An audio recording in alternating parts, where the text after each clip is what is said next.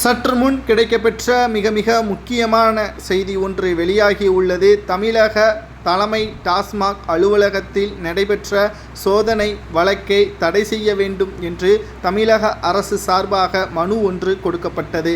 அந்த மனுவை விசாரணை செய்த நீதிபதிகள் இந்த வழக்கை பற்றியான முழுமையான தகவலை ஆராய்ந்த பிறகு தமிழக அரசு உயர் அதிகாரிகளையும் அமைச்சர்களையும் காப்பாற்ற வேண்டும் என்ற எண்ணத்துடன் செயல்படுவது சரியா? மக்கள் கடைசியாக நம்பிக்கை வைப்பது நீதிமன்றத்தை தான். அந்த நீதிமன்றத்தையும் நீங்கள் விலைக்கு வாங்க நினைப்பது சரியா? இந்த வழக்கை இதற்கு முன்பாக தமிழக உயர்நீதிமன்றம் விசாரணை செய்யலாம் என்று நீங்கள் நினைத்துதான் இந்த வழக்கை உயர்நீதிமன்றத்திற்கு கொண்டு வந்தீர்கள். ஆனால் இப்பொழுது தடை கேட்டு பிற மாநிலத்தில் உள்ள உயர்நீதிமன்றத்தில் விசாரணையை நடத்த வேண்டும் என்று கூறுவது சரியா? தமிழக உயர்நீதிமன்றத்தை அவமானப்படுத்துகிறீர்களா என்ற ஒரு கேள்வியையும் தமிழக அரசிடம் நீதிபதிகள் முன்வைத்திருக்கிறார்கள்.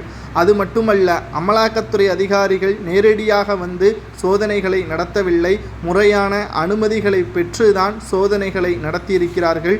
தமிழக தலைமை டாஸ்மாக் அலுவலகத்தில் முதற்கட்டமாக 1000 கோடி ஊழல் செய்யப்பட்டிருப்பதை உறுதி செய்த பிறகுதான் இணையதளத்தில் பதிவு செய்திருக்கிறார்கள். அந்த துறை சார்ந்த அமைச்சரிடம் விசாரணையை மேற்கொள்ளலாம் என்று நீதிபதி அமலாக்கத்துறை அதிகாரிகளுக்கு உத்தரவுகளையும் பிறப்பித்திருக்கிறது.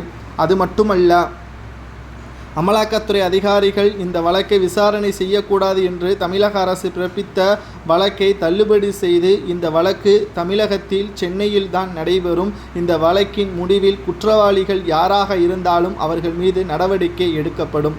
எதற்காக இந்த வழக்கை பிற மாநிலங்களில் மாற்றப்பட வேண்டும் என்று கூறியிருக்கிறார்கள் என்பதை நாம் கேட்டறிந்த பொழுது, இதற்கு முன்னால் 2 நீதிபதிகள் தலைமையில் தான் இந்த வழக்கு விசாரணை வந்தது. அவர்கள் திமுகவின் கைக்கூலிகள் என்றும் திமுகவின் பல்வேறு வழக்குகளுக்கு சாதகமாக தீர்ப்பை வழங்கி அதற்காக பல கோடிகளை பணத்தை பெற்று அதற்கான சாட்சிகளையும் ஆதாரத்துடன் உச்சநீதிமன்றத்தில் சமர்ப்பித்ததன் காரணமாகத்தான் அவர்கள் இந்த வழக்கில் இருந்து விடுபட்டார்கள். மேலும் இந்த வழக்கில் புதிய நீதிபதிகள் நியமனம் செய்யப்பட்டால் தனது ஒட்டுமொத்த அதிகாரங்களும் பறிக்கப்படும் என்பதை மனதில் வைத்துக்கொண்டு தான் செந்தில் பாலாஜி அவர்கள் இந்த வழக்கை அமலாக்கத்துறை அதிகாரிகள் நடத்தக்கூடாது, தடை விதிக்க வேண்டும் என்று நீதிமன்றத்தில் வழக்கறிஞர் மூலமாக மனு ஒன்றை கொடுத்தார். ஆனால் தற்பொழுது செந்தில் பாலாஜிக்கு எதிராகவே நீதிமன்றம் தீர்ப்பை வழங்கியுள்ளது. சென்னை உயர்நீதிமன்றத்தில் தான் இந்த வழக்கு நடைபெறும்.